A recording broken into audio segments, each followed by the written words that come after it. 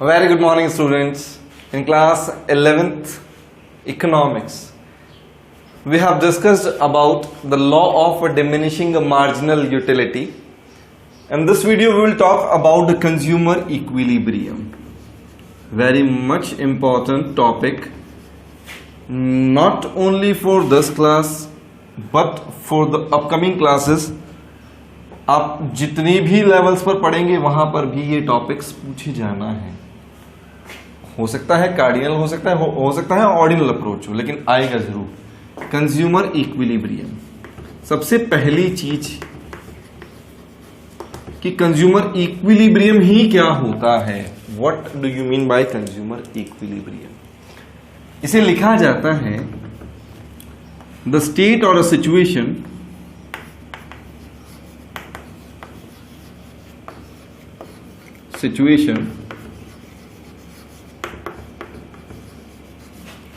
where a consumer gets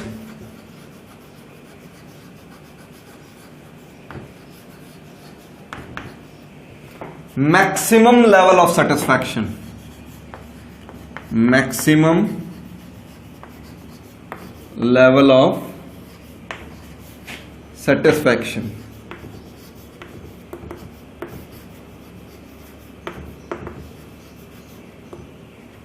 ठीक है, पहला पॉइंट यहां तक. Where a consumer gets maximum level of satisfaction, wants to retain in that condition, wants to retain in that condition.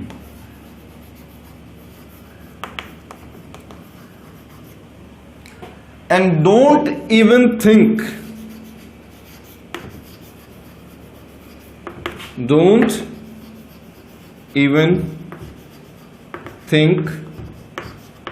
to change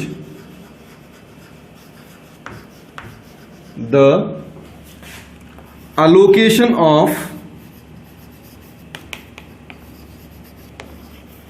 his given income.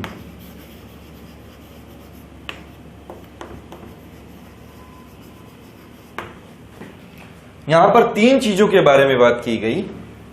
Consumer gets maximum level of satisfaction, wants to retain in that condition, and do not change the allocation of his given income. Do not change allocation of his given income. ये हमारे पास में तीन तरह की conditions है जिसे consumer equilibrium कहा जाता है. एक छोटे से एग्जांपल से समझाऊंगा कि मान लीजिए आप रास्ते पर चल रहे हैं, चलते चलते आप अचानक से थक जाते हैं तो किसी पेड़ की छाया को देख करके आप वहां पर बैठ जाते हैं. धूप में जब उस पेड़ की छाया आपको मिलेगी, बड़ा सुकून मिलेगा, आप वहां पर बैठ जाएंगे.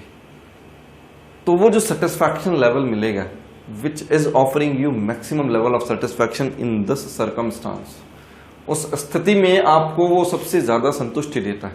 और फिर वहां से आपका उठने का मन नहीं करेगा, आप चाहेंगे कि भैया वहीं बैठे रहें. This is the condition of consumer equilibrium. लेकिन यहां पर तो भैया पैसे का काम नहीं था, बिना पैसे का काम था. अब पैसे वाला काम करते हैं, क्योंकि यहां पर अपने को अलोकेशन ऑफ इनकम के बारे में भी बात करनी है. आप किसी जगह पर किसी फूड कोर्ट में खाना खाने के लिए जाते हैं, आप अपने चॉइस के हिसाब से खाने को ऑर्डर करते हैं. खाने को ऑर्डर करने के बाद में आप तब तक खाएंगे जब तक आपका पेट नहीं भर जाता. जैसे ही आपका पेट भर जाता है, उसके बाद आप उस पर पैसा खर्च करना नहीं चाहेंगे. यानी कि अब आप अपने बजट अलोकेशन के बारे में बात करें तो आप बजट को वहीं पर रेस्ट्रिक्ट कर लेंगे, उसमें किसी तरह का चेंज नहीं करेंगे. पेट भर जाने के बाद में आप कई बार कहते हैं आहा मजा आ गया. That in that condition you want to retain in the same situation. आप उसी सिचुएशन में बने रहना चाहते हैं. जब मजा आ गया, इसका मतलब you are enjoying that situation, and this situation is offering you maximum level of satisfaction. तो इसी तरह की स्थिति को क्या कहा जाता है? कंज्यूमर इक्विलिब्रियम कहा जाता है. हमें यहां कंज्यूमर इक्विलिब्रियम दो रेफरेंसेस में पढ़ना है. एक पढ़ना है सिंगल कमोडिटी केस में,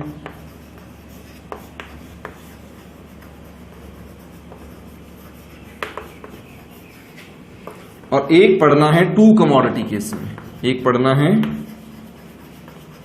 टू कमोडिटी केस में। ये जो सिंगल कमोडिटी केस है इसमें अपन पढ़ेंगे law of diminishing marginal utility के रेफरेंस में, law of diminishing marginal utility के रेफरेंस में। जबकि टू कमोडिटी केस में इसी चीज को पढ़ा जाएगा इक्वी मार्जिनल यूटिलिटी के रेफरेंस में, इक्वी मार्जिनल यूटिलिटी के रेफरेंस में। ठीक है, कंज्यूमर इक्विलिब्रियम क्या बताया? Where a consumer gets maximum level of satisfaction, where a consumer gets maximum level of satisfaction. उसके बाद consumer want to retain in that condition, consumer वहां रुक जाना चाहता है। और तीसरा क्या बताया? Consumer don't even think to change the allocation of his given income, वो अपने इनकम के अलोकेशन को बांटने के बारे में सोचता तक नहीं है, यानी कि इनकम अलोकेशन को चेंज किया जाए इसके बारे में वो सोचेगा भी नहीं। तो ये तीनों स्थितियों, ये तीनों कंडीशंस को क्या कहा जाएगा? कंज्यूमर इक्विलिब्रियम कहा जाएगा। कंज्यूमर इक्विलिब्रियम हम दो रेफरेंसेस में यहां पर पढ़ रहे हैं, यानी यूटिलिटी एनालिसिस में, कार्डिनल अप्रोच में, यूटिलिटी एनालिसिस कार्डिनल अप्रोच में हम इक्विलिब्रियम यानी कंज्यूमर इक्विलिब्रियम को दो रेफरेंसेस में पढ़ते हैं। एक पढ़ते हैं सिंगल कमोडिटी केस, एक पढ़ते हैं टू कमोडिटी केस, यानी कि इन दोनों ही केसेस में सेटिस्फैक्शन को मेजर किया जा सकता है, क्वांटिटेटिव टर्म में मेजर किया जा सकता है। ठीक है, चलें आगे। अब बात करते हैं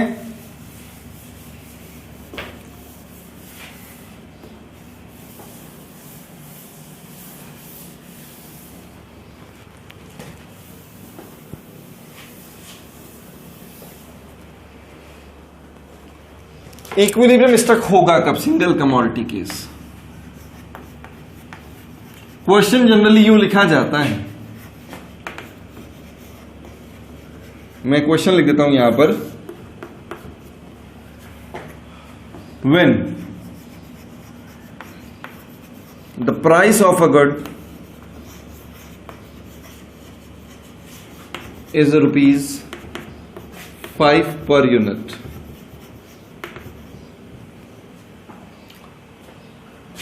and MU यानी कि marginal utility derived by the 4th unit of a good is ₹4 per unit. Do you think consumer is in equilibrium? Question ये लिखा गया कि भाई MUX जो दे रखा है वो दे रखा है 4 पर यूनिट, जबकि प्राइस ऑफ गुड दे रखी है 5 पर यूनिट। तो क्या कंज्यूमर इक्विलिब्रियम की कंडीशन में है? क्वेश्चन इस तरीके का आता है। ठीक है, अब क्वेश्चन के साथ साथ में अपन इस सिंगल कमोडिटी केस को भी समझते जाएंगे, यानी कि इक्विलिब्रियम स्ट्रक कब होता है। मैं सोल्यूशन की बात नहीं कर रहा हूं, लॉ की बात कर रहा हूं। ये क्वेश्चन आपको आइडिया मैपिंग के लिए दिया था कि क्वेश्चन क्या क्रिएट कर सकता है। अब चालू करते हैं अपना आंसर। अपन कहते हैं equilibrium will struck, equilibrium will struck only when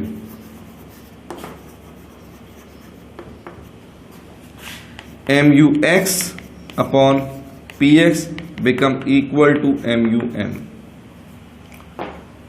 और MUX become equal to PX। नहीं समझ में आया? सर ये MUX क्या है? ये है marginal utility of X units consumed for a good. ठीक है, यानी किसी एक गुड की X यूनिट कंज्यूम करने से मिलने वाला सेटिस्फैक्शन। PX क्या है? उसी गुड की प्राइस X गुड का MU मार्जिनल यूटिलिटी और X गुड की प्राइस। MUM क्या है? ये है मार्जिनल यूटिलिटी ऑफ मनी। ये क्या है? Marginal utility of money. इसे वर्थ ऑफ अ रुपी कहा जाता है, एक पैसे की कीमत कहा जाता है। पैसे की कीमत क्या होती है? हम पैसा खर्च करने से पहले उस पैसे की कीमत का अंदाजा रखते हैं। कैसे रखते हैं सोचिएगा। मान लीजिए कि आप बाजार में कचौरी खाने के लिए जाते हैं। जब आप बाजार में कचौरी खाने के लिए जाएं और वो अगर आपसे 50 या 60 रुपए मांगे तो आप क्या बोलेंगे? इतना? इसका मतलब you worth a lot for 50 and 60। आप कचौरी की कीमत कम मांगते हैं और 50-60 रुपए की वैल्यू क्या जानते हैं? ज्यादा जानते हैं, इसलिए आप वो कचौड़ी वहां से नहीं खाएंगे। लेकिन अगर वही कचौड़ी आपको ऑफर की जाए, बोले कि सर जी आप गए कचौड़ी खाने के लिए, उसने बोला कि सर 10 रुपए है, तो आप इजीली क्या बोलेंगे? आपको पता है कि भैया हाँ इस पैसे की कीमत 10 रुपए की कीमत कितनी एक कचौरी हो सकती है।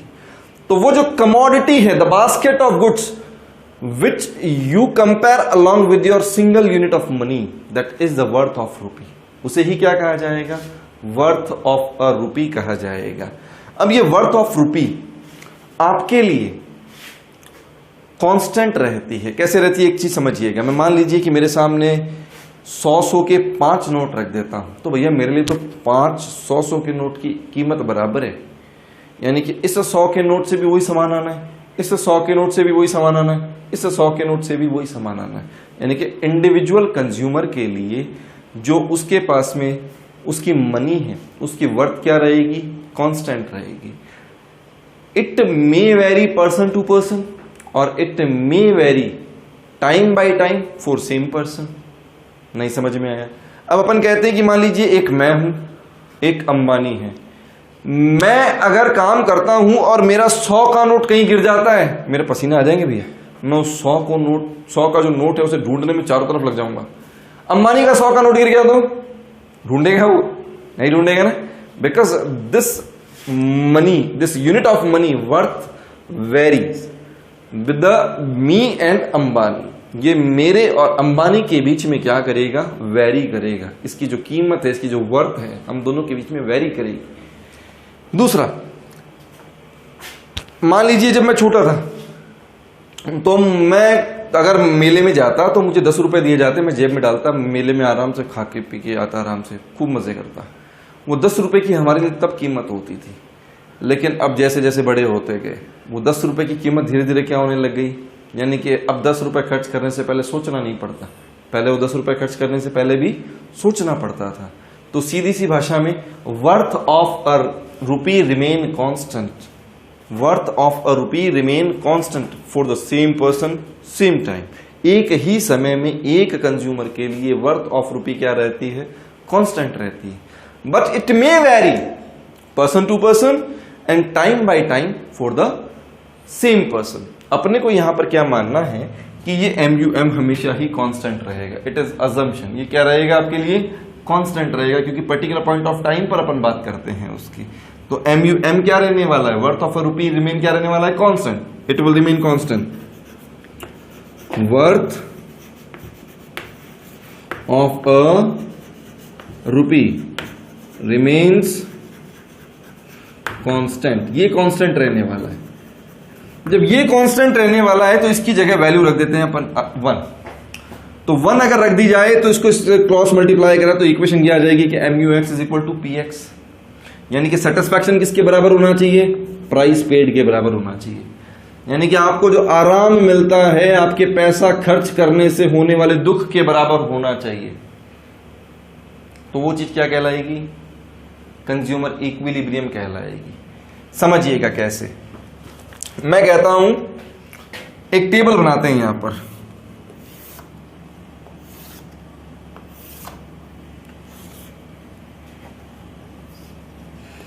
ये PX है, MUX है, ये आपके पास में यूनिट्स है 1 2 3 4 5। PX मान लेते हैं 5 कांस्टेंट है और ये मान लेते हैं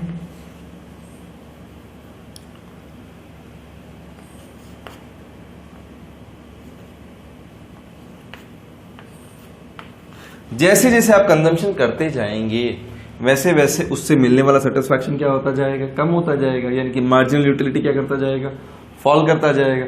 as soon as you consume additional unit of a particular good the satisfaction derived by the good tends to fall. यही पढ़ा था अपन ने law of diminishing marginal utility में।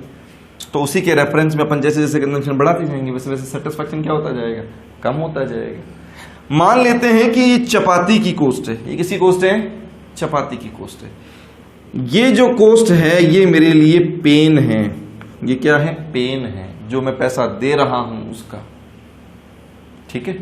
ये प्राइस रेशियो जो है मेरे पास में, जो मैं प्राइस पेड कर रहा हूं, it is sacrifice made by me, ये क्या है मेरे लिए, सैक्रिफाइस है।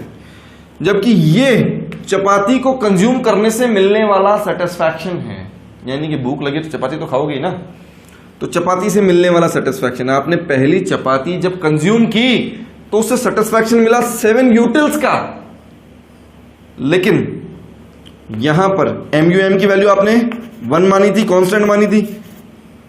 अब अपन कह रहे 5 रुपए जब आपने चुकाए तो 5 यूटिल्स का आपको सेटिस्फैक्शन मिला, मतलब सेक्रीफाइस करना पड़ा, 5 यूटिल्स का, सेटिस्फैक्शन मिला 7 यूटिल्स का। सेटिस्फैक्शन ज्यादा है, सेक्रीफाइस सेटिस्फैक्शन ज्यादा है ना, इसका मतलब आप कंजम्पशन और करना चाहेंगे, मजा आ रहा है अभी खाने में, पेट भर रहा है अभी। आपने जब दूसरी चपाती खाई तो दूसरी चपाती खाने से सेटिस्फैक्शन पहले के कंपैरिजन में तो कम हो गया, लेकिन प्राइस पेड के बारे में अगर देखा जाए तो पैसे तो 5 रुपए लग रहे हैं, 5 रुपए लग रहे हैं। इसका मतलब 5 यूटिल्स का सेक्रीफाइस, 6 यूटिल का सेटिस्फैक्शन, ज्यादा कौन, सेटिस्फैक्शन ज्यादा। इसका मतलब अभी भी आप क्या कर सकते हैं, कंजम्पशन कर सकते हैं। उसके बाद में अब जैसे ही आपने एक और चपाती कंज्यूम की, अब सेटिस्फैक्शन 5 पर आ जाता है, सेटिस्फैक्शन 5 पर है, प्राइस पेड कितना है, 5 है, ज्यादा कौन, न तू ज्यादा न मैं कम, यानी सीधी सी कहानी क्या हो गई, marginal utility derived by good X is equal to price paid for X। In this situation sacrifice and satisfaction both become equal. पेट भर गया अब आपका पेट भर गया, जितनी रिक्वायरमेंट थी आपने उतनी रिक्वायरमेंट पूरी कर ली। अब उसके बाद में अगर आप कंजम्पशन करेंगे तो कहानी क्या होगी कि सेटिस्फैक्शन तो मिलेगा खाली 4 यूटिल्स का, जबकि सैक्रिफाइस हो जाएगा 5 यूटिल्स का। तो क्या इस कंडीशन में आप कंजम्पशन बढ़ाएंगे, नहीं ना, क्यों, because in this case sacrifice is more than the satisfaction, sacrifice is more than the satisfaction. कभी पेट भरने के बाद में पैसा दे करके चपाती खाई है, नहीं खाई ना, क्यों नहीं खाई, क्योंकि उस कंडीशन में पैसे की वैल्यू उस चपाती की वैल्यू से ज्यादा हो जाती है। तो यही कारण है, यही रीजन है कंज्यूमर इक्विलिब्रियम का। अपन कहते हैं the equilibrium will struck when MUX become equal to PX और MUX upon PX become equal to MUM। आज की क्लास के लिए अपन केवल इतना डिस्कशन करेंगे, अगले वीडियो में अपन इसके डायग्राम, इसकी कंडीशंस को, इसके क्वेश्चंस को समझेंगे। लेकिन इससे पहले, before to start the next topic और next point, you will have to cover all these points through this video only. ठीक है बेटा, थैंक यू।